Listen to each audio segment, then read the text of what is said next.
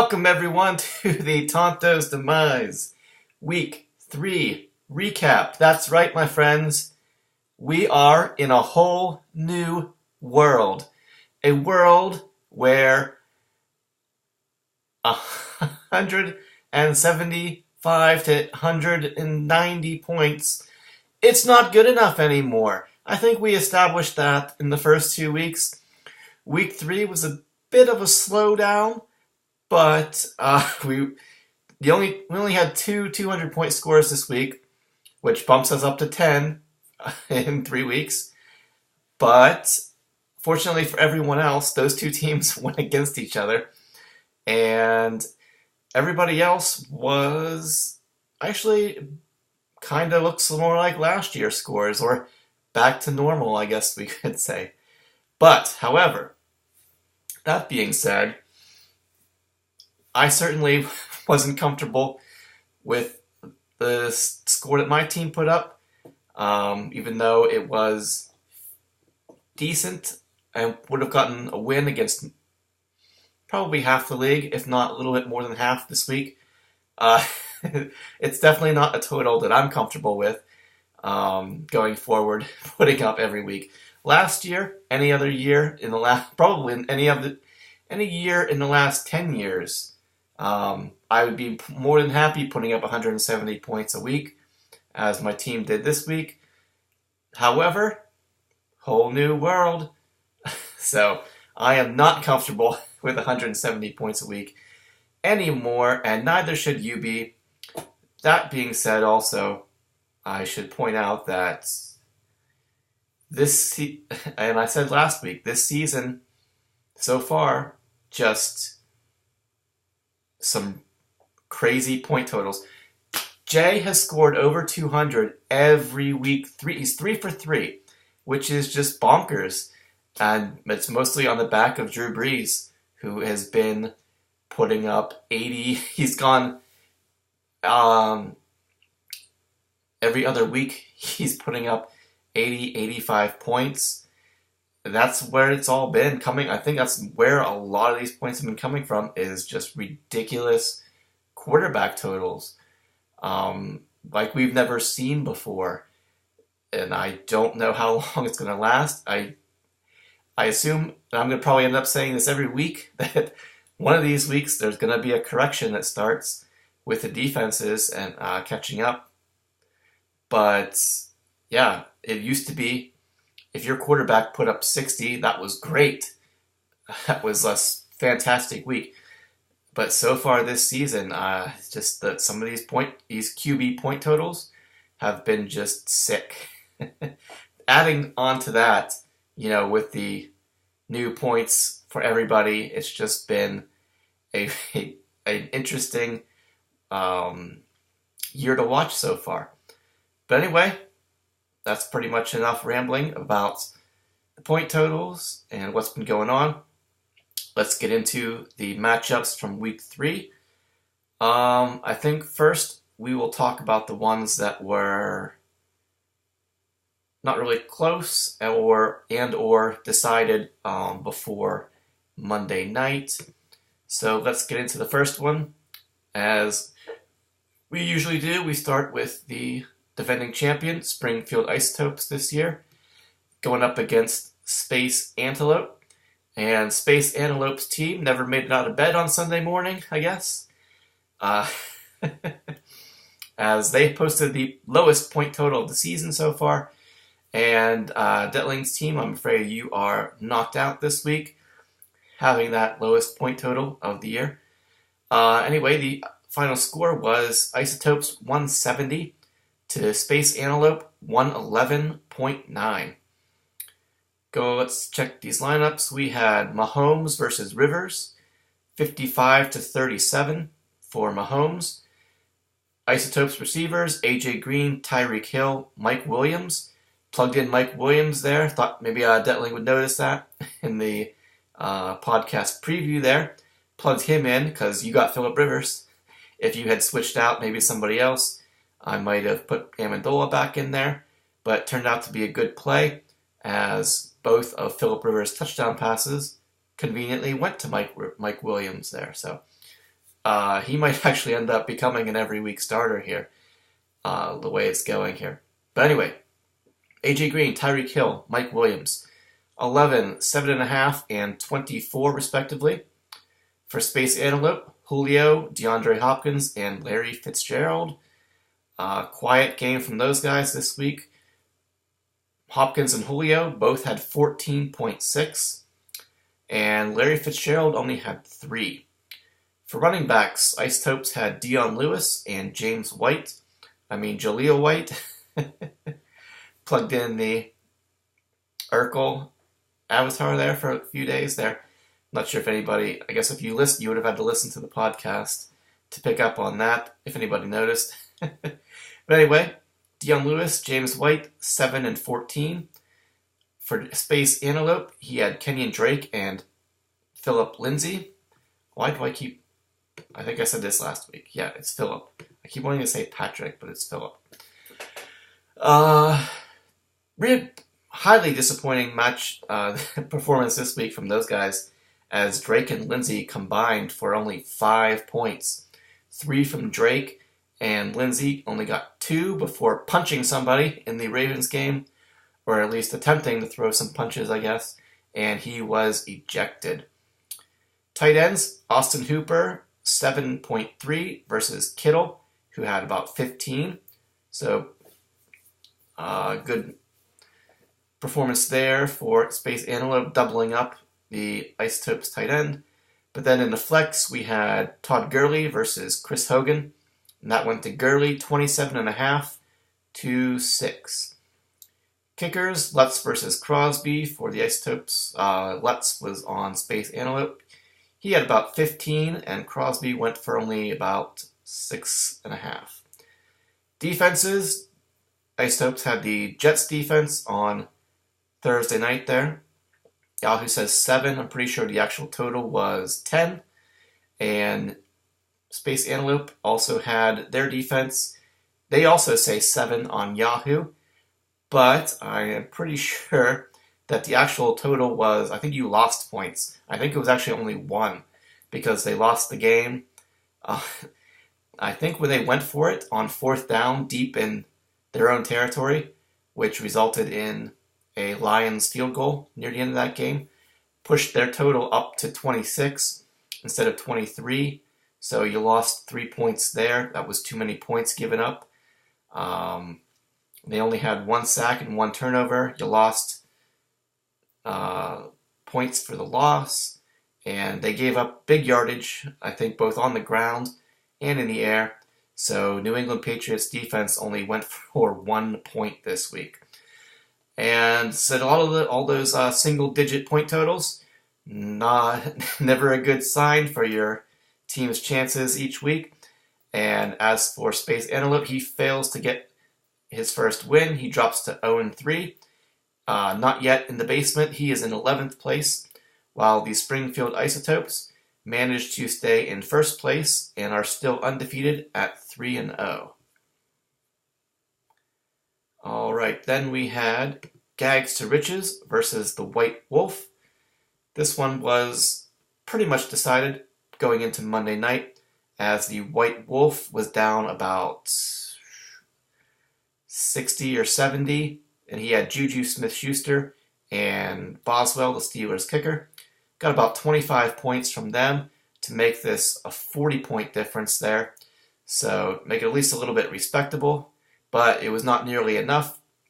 Gags to Riches gets the win, 185.6 to 144.8. All right, Gags, he has Cousins at 52, Devontae Adams 18, Jamison Crowder 14.5, Pierre Garçon 2. Barkley 22.7, Latavius Murray in there for Dalvin Cook. Still surprised that he left. You had Cook was your keeper in the second round. Surprised that even though he was coming back from ACL surgery, that Latavius Murray fell so far down in the draft there. I think you drafted him somewhere in the mid to late teens, which was kind of surprising if I remember correctly. But anyway, he got you 8 points. Good thing you got him in case I said when Cook gets hurt. Travis Kelce, 19.5. Ted Ginn in your flex, 12 gold, your kicker, about 6 or 7. And then Seattle defense, maybe they won't be so bad after all this year. They've been doing decent, or maybe the Cowboys are just that bad. Anyway, Yahoo says 20. I think it was a little bit more than that. And like I said, Gags ended up with 185.6. Then for White Wolf, he had Matthew Stafford back in his lineup. He went for 46. Your 3 receivers, Beckham Jr., Juju Smith, and Quincy Enunwa. Those guys went for 20, 20.5, and 9.5 respectively. Melvin Gordon, probably your best player so far this year, was your keeper. Maybe besides Juju Smith-Schuster, Beckham Jr. has been kind of a disappointment so far. So maybe only good things down the road here for your team, as those guys maybe step up and play a little bit better. Anyway, Gordon had 16.5, actually outscored by Marshawn Lynch, who went for 17.5. You put in Disley, the Seattle tight end that no one heard of before week 1. He only got you 1.5. Randall Cobb in the flex, just over 4. Said Boswell was your kicker. Looks like he got you about 4.5, maybe something like that. And you've been shuffling defenses so far this year. I think you only left the draft with 1, and that was the New Orleans Saints, I believe. Picked them up. I think you actually dropped them. You played them week 1. They got crushed. You ended up picking up another defense, which was the Redskins, I see. And then also picking up the Bengals defense, who you went with this week. And they did pretty poorly against Carolina. Yahoo says 1, and I believe it was right around that total. If not, maybe 4. Something like that. But not enough, as the White Wolf, he slips to 0-3 as well. And he is currently in 12th place. While Gags to Riches moves up to 2-1. And he is in 5th place. Then we had Shawshank Athletics versus FC Bohoric. Shawshank gets this win, 169.95 to 147.95 for FC Bohoric. And FC Bohoric's team was done going into Monday, while Shawshank still had Deshaun Jackson to go. And he was already ahead, so no worries there on Monday night for you, unless for some reason Deshaun Jackson went out and did nothing except throw a couple of interceptions. You secured the victory here. I think, did you have anybody else?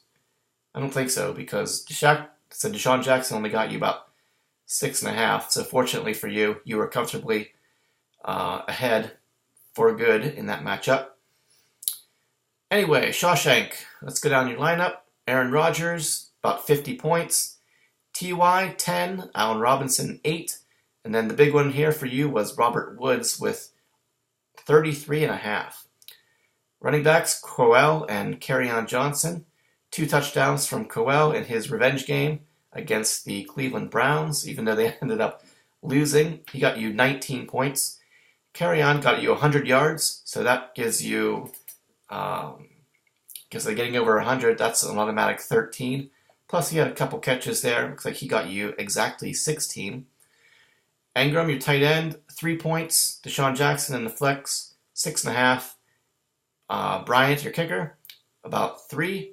Looks like he only had PATs, no field goals.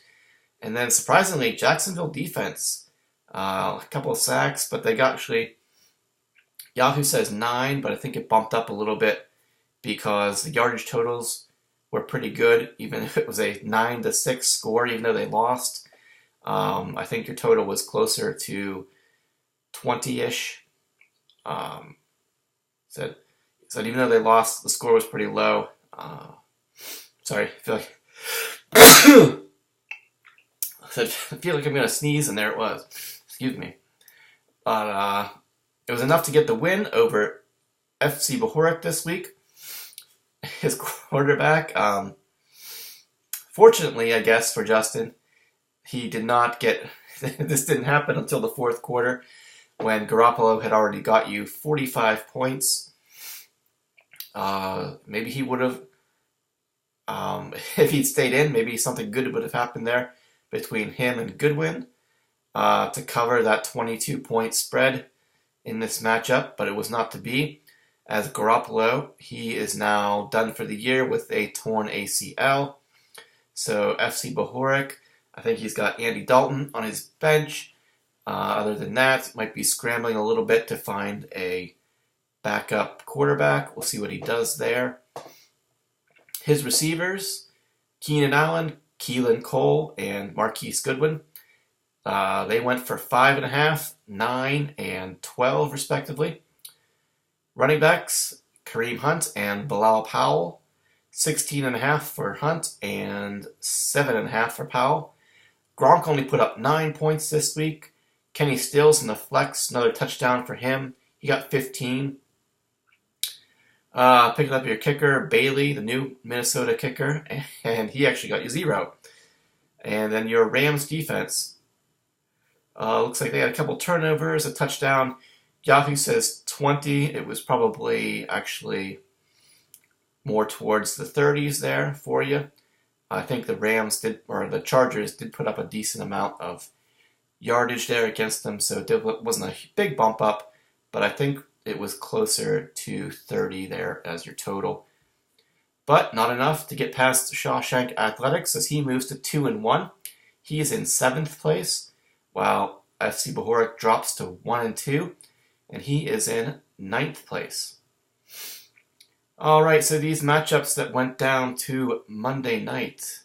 Actually, first one did not go to Monday night, but it was a close one. It was Disco versus the Dub C Hooligans, and Disco managed to squeak out a win here. Excuse me. By 5 points, 160.45 to 155.6 for the Dub C Hooligans. Let's see if Dub C could have done anything differently that would have changed the outcome of this matchup. Looking at your bench players, I'm going to say no, because how do you not start the Minnesota Vikings defense at home against Buffalo? I think the score you were expecting a score. The final score was 27-6, but I think you were expecting, and most of the world was expecting, that they would be a win 27-6. Instead, it was a loss, and that was probably the biggest difference maker in this matchup. Let's take a look at Disco. Like I said, he had 160.5. Quarterback Derek Carr, 45. Michael Thomas, 10 more catches for 130 yards. Diggs, only 5.5. Amari Cooper, only 3.5. Tevin Coleman and Matt Breida, looks like 12.5 and 14.5. Jordan Reed, 10.5. Gio Bernard in the flex with Mixon out for Dub C Hooligans. 19.5. Good game for him. Gostowski, quiet game, only 4 points or so. And then the Baltimore Ravens defense, back to where they usually are. Yahoo says 12. It was probably a little closer to 20, something like that. For your total of 160. As for the Dub C Hooligans, let's take a look at him. He's been putting Goff in. That was a better play than Andrew Luck by 20 points, as he put up 60. Receivers, Demaryius Thomas, Jarvis Landry, and Nelson Aguilar. Thomas, 11.5. Landry, 20.5. Looks like Landry might be picking up his game here. Looks like Mayfield's going to be coming in and will probably be the quarterback for the rest of the year, barring some unforeseen circumstance, for the Cleveland Browns. And if I was a team playing the Cleveland Browns, now that I would actually be a little bit worried about them now that Tyrod Taylor is on the shelf and it's Baker Mayfield time. He looked pretty good coming out and playing well, which is kind of to get off track here in the middle of this review, but we're kind of talking about this at work the one day, that it's kind of seems peculiar And maybe it's just, maybe it's not as obvious as it's, or strange as it is to most people as it seems to me. But we were talking about how last year for the Houston Texans, coaches like, what's his name, Bill O'Brien, Deshaun Watson, he's not ready. Not going to use him. Not going to start him this year. He's not ready. He's not ready. We're going to Tom Savage is our best chance to win. And they are terrible for 2 or 3 games. Tom Savage gets an injury in the game. They throw in Deshaun Watson. And Deshaun Watson proceeds to light the world on fire. Then we got this year. Baker Mayfield. No, we got him in the draft. But Tyrod Taylor's our guy. We're going to plug him in and go, even though no matter how bad he looked. And then he suffers an injury 3 games into the season. They put Baker Mayfield in, and he lights it up that first game. I'm not saying, I mean, that's only one half of gameplay to see and judge him based on. We'll see what happens these next few weeks if he comes in and lights the league on fire, which certainly looks like he has a chance to do. He's clearly good enough, so... But it's like I said, these quarterbacks who go in later in the season, they don't, like, their coaches aren't ready to put them in, and then they do come in and they just tear things up, so I'd light the league on fire. But then you get these other quarterbacks who are high in the draft, rookie guys. They throw them right in, and they think, I don't know if they just don't have, if they think that they're ready, or they don't have enough. Their competition is good enough, like in Arizona where they have Sam Bradford, or did Buffalo start their rookie? I think they started with Peterman. I think that's his name, but he's absolutely terrible. And obviously the Cleveland Browns started with Tyrod, but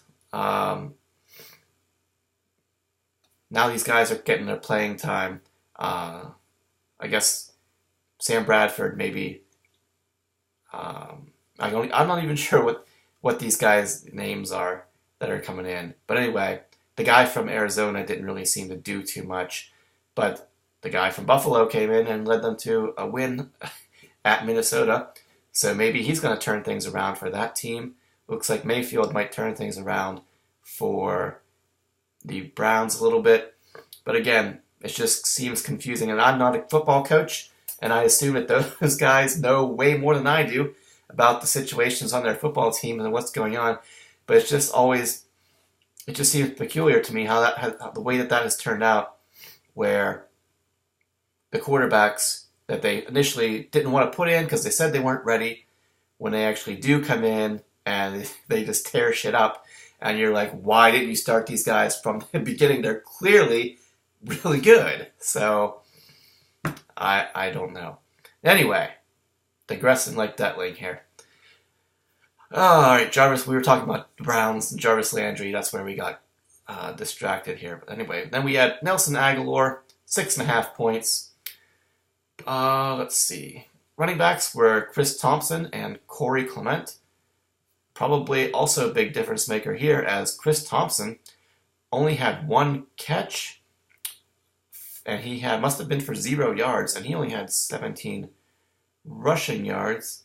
As if you take a look at Chris Thompson, in week 1 he had 25 points, in week 2 he had 22, and this week he had 2.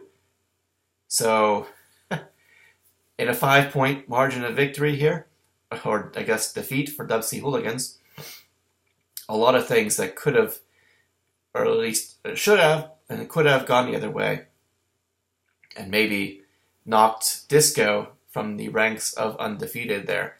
But that's not what happened. Such is fantasy football. Like I said, Chris Thompson, 2.5, Clement, 10.5, tight end Zach Ertz, just over 12. You put in John Brown, Baltimore receiver, in the flex. He got you 13.5. Baltimore kicker, he got you about 13. And like I said, Minnesota defense, too many points. Looks like they had a couple of sacks. Yahoo says 6. It was probably right around that total, maybe 9, something like that. But it was not enough, as Disco, again, squeaks past Dub C, 160.45 to 155.6. Disco, he remains undefeated at 3-0. He is in second place, while the Dub C Hooligans dropped to 1-2, and they are in 8th place. Alright, now we have the Monday night matchups. Let's get to the least interesting one, which was Hillbillies on PCP versus Possum Magic. Hillbillies was done going into Monday night, while Possum had Antonio Brown, who needed about 30 points to get you a win here. Definitely attainable for Antonio Brown, especially considering this game was probably going to be a shootout, which it kind of ended up being. And Antonio Brown was the squeaky wheel who threw a tantrum on the sidelines last week. Had some issues off the field there during the week. Assumed that he was going to get a ton of targets and they were going to force feed him the ball to make him happy again. But it was not quite enough for Antonio Brown this week, as he only got 17. He got about halfway there. I think actually all of his production came in the first half of the game. So he had almost, I think the entire second half he might have had one catch or nothing at all. So, I mean, if you were Possum Magic going into that second half, you were probably thinking, hey, I got this. And it was, surprisingly, it was not to be. As I would have to say, Ben Roethlisberger, to his credit, I think, has really been spreading the ball around, not just Antonio Brown all year. And I think that's kind of tough for Antonio Brown, as he's used to getting 10 to 15 targets every game and being like the focal point, one of the focal points of the offense. But you got to be a team player, and they can't throw the ball to you every single play. Anyway, said Possum Magic, he ended up with 161.95, while the Hillbillies got the win with 173.05 there. Hillbillies, let's take a look at him. This matchup actually could have been way out of reach for Possum Magic, but Tom Brady only scored 22 points. Your receivers, Crabtree, Golladay, and Tyler Lockett, 13, 17, and 18 respectively.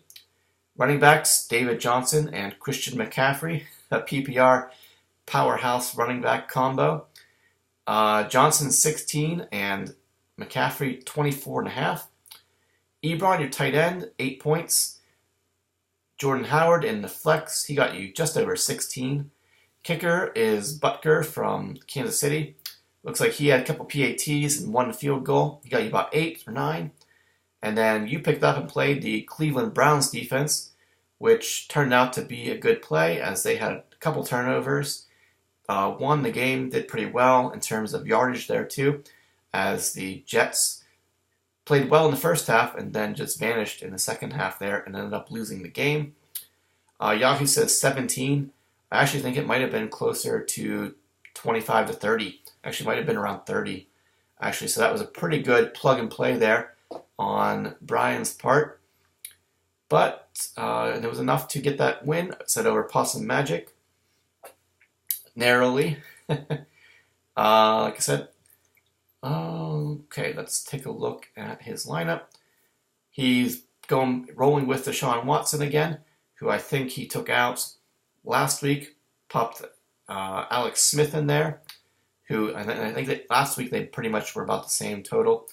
But you were better off with Watson here this week, who is probably your better play most every week. He's probably not going to outscore Alex Smith every week, but still, he's probably your better play. Definitely more upside there, I think, from him. He got you 55. Receivers said AB, Golden Tate, and Emmanuel Sanders. 17 from AB, 13 from Tate, and 18.5 from Emmanuel Sanders, who actually got most of his production from a I want to say it was like a 35-yard touchdown run for your wide receiver there. Running backs, Lamar Miller and Carlos Hyde, 14 and 24.5. Trey Burton, 9.5. Your tight end. In the flex, you went with Callaway, the Cleveland Browns receiver, hoping to get some of the production left behind there by Josh Gordon, but he only got you 6. Your kicker was Bullock from Cincinnati.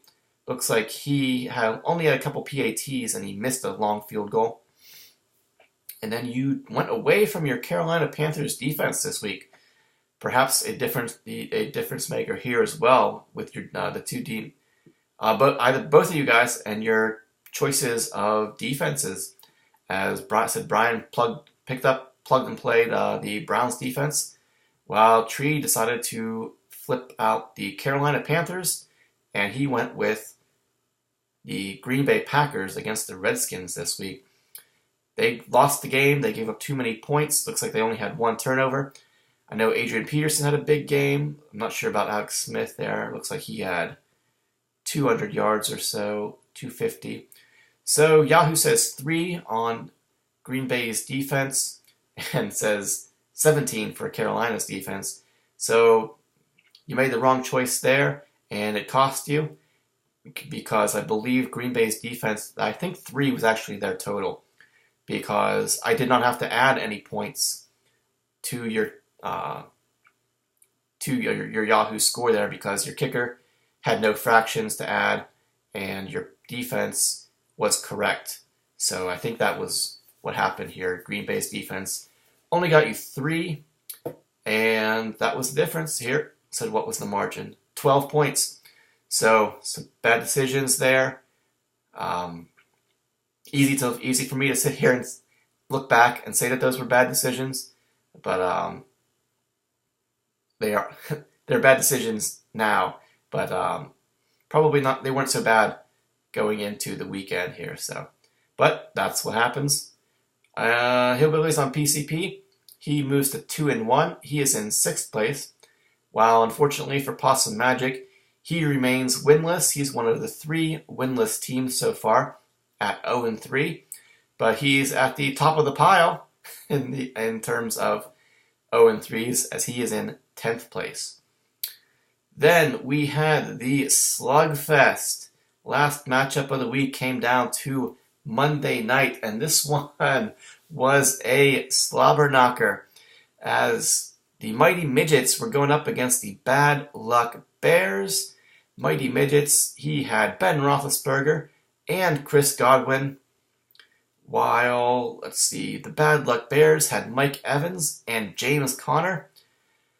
I am not even sure what the difference was going into Monday night there between the two teams, but it was definitely a matchup that came down pretty much to the end, because both receivers there had touchdowns.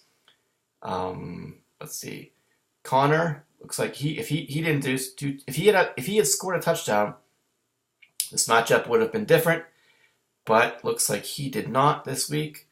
Anyway, then Roethlisberger was able to pull through. Jeez, I'm just looking at the numbers here, and it's crazy. Like I said before, I think this is the 3rd week in a row that the Bad Luck Bears have gone over 200. I think his point total was actually only ticks up every week. I want to say it was 211, and then 215, and now 224. As for the Mighty Midgets, he had a kind of a down week. The first week he lost, but he's now put up 2 straight weeks of at least 230 points, which is just ridiculous. Anyway, let's take a look at Mighty Midgets and what he was able to do here to get that 6-point win. Roethlisberger, he had a long touchdown here, so he was at 63. Adam Thielen, 24.5. Chris Godwin, 16.5. And you put in Sammy Watkins over, who was it that you'd been playing before? Marvin Jones Jr. Plugged him in. He was actually ended up being the better play, as he got 18.5. Running backs, as we know, Zeke and Kamara. Zeke got just under 18, while Kamara looks like he had an even 34. 15 of those points came from his catches, which is crazy. The Saints must not be running the ball at all.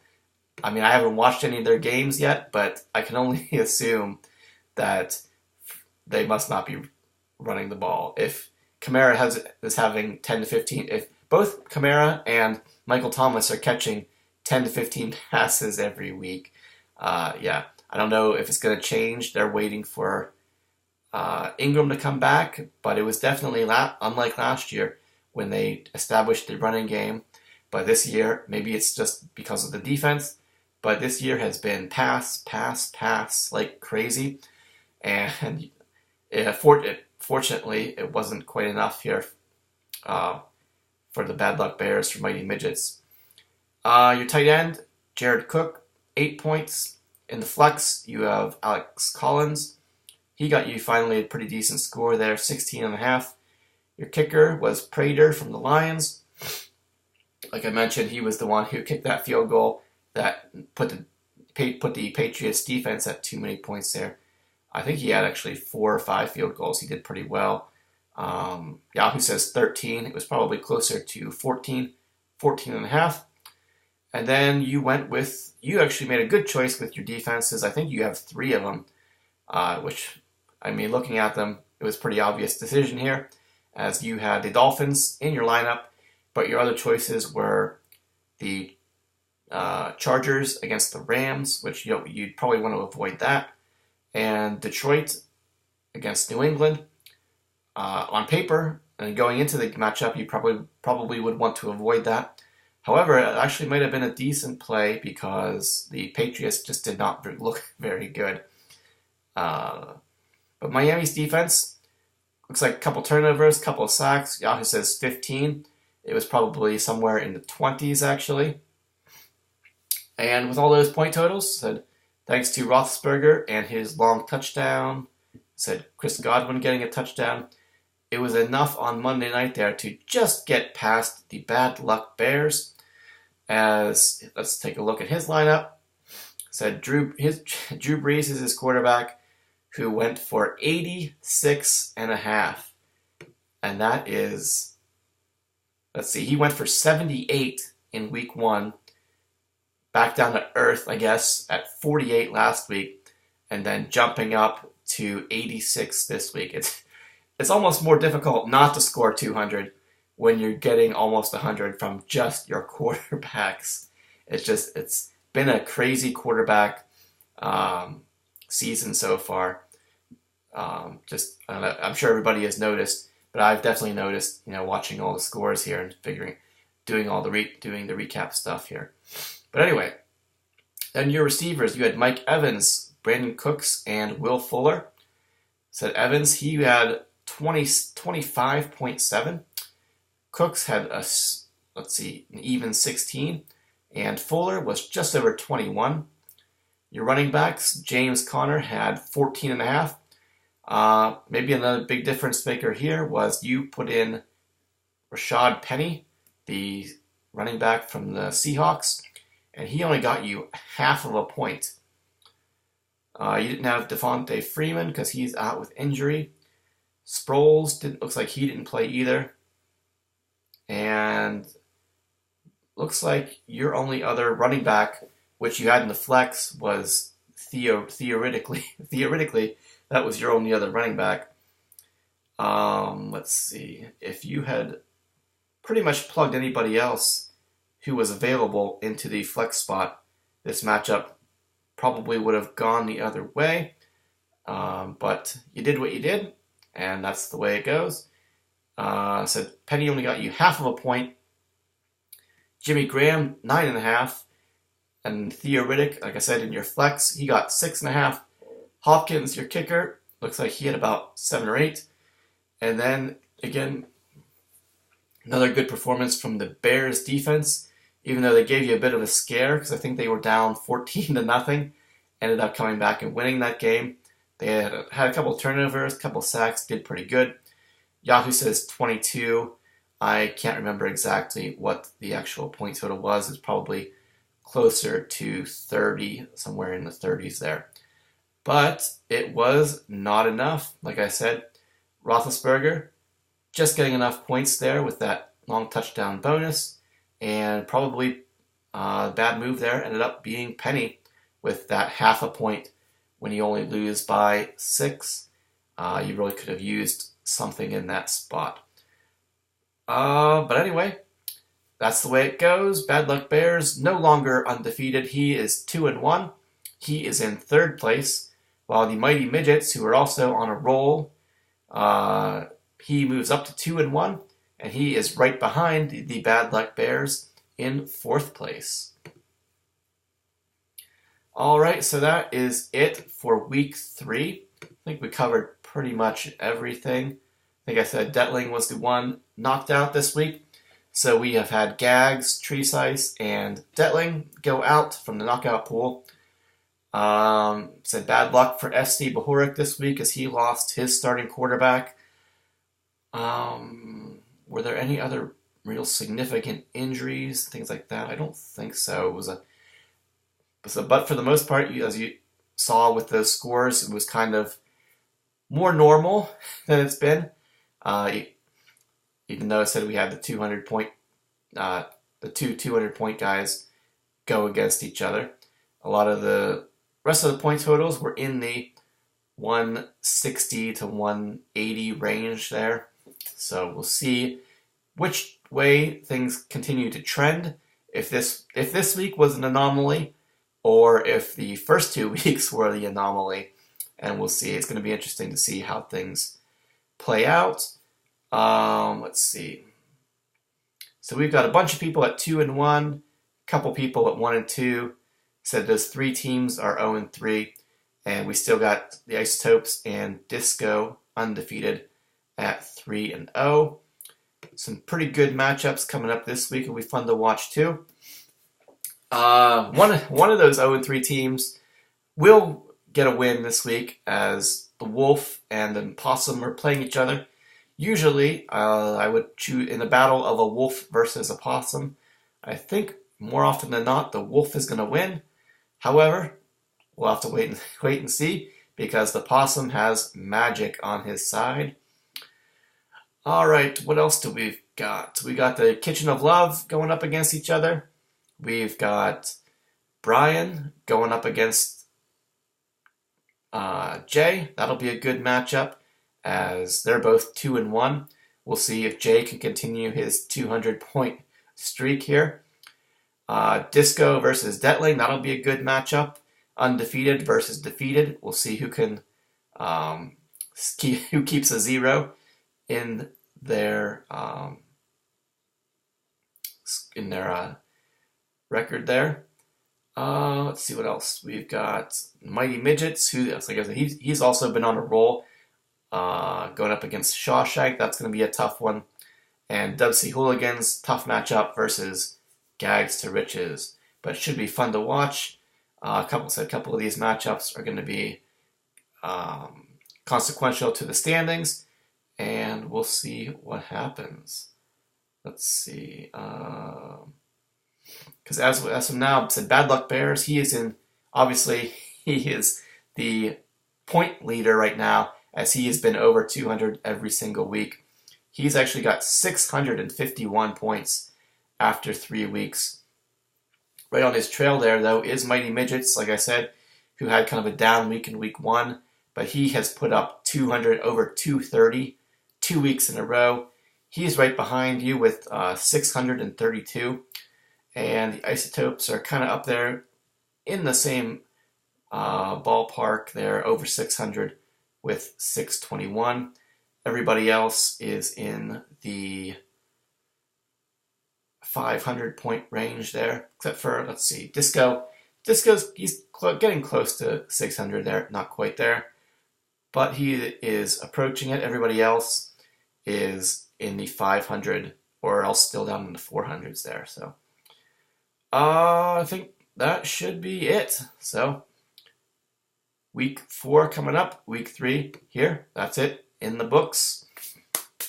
we'll see what happens. We'll see if these quarterbacks can keep putting up crazy scores every week, and just hope that your team is able to ride out the storm that you're going up against here. And yeah, the changing of the rules has definitely made things a little bit more interesting. I don't think that has affected things as much, though, as I really think that it's just been these crazy quarterback scores that has made things, this overall point totals kind of out of whack as to what they usually are. But I feel like I've said that a dozen times, if not more, already. So I guess you already know, so I shouldn't need to mention it anymore. So that's it. We are all ready to week 4. Should be fun. We got a couple good matchups. At this point, every matchup is still pretty consequential, as you're trying to either turn things around or keep things going. So we'll see what happens. Look forward to the podcast preview, and then we will be back here next week to recap what happened in week 4. So, all right, everybody, thanks for watching, and good luck to you in week 4. Hopefully, none of your players suffer significant injury. So, yeah, good luck, everybody. See you next week.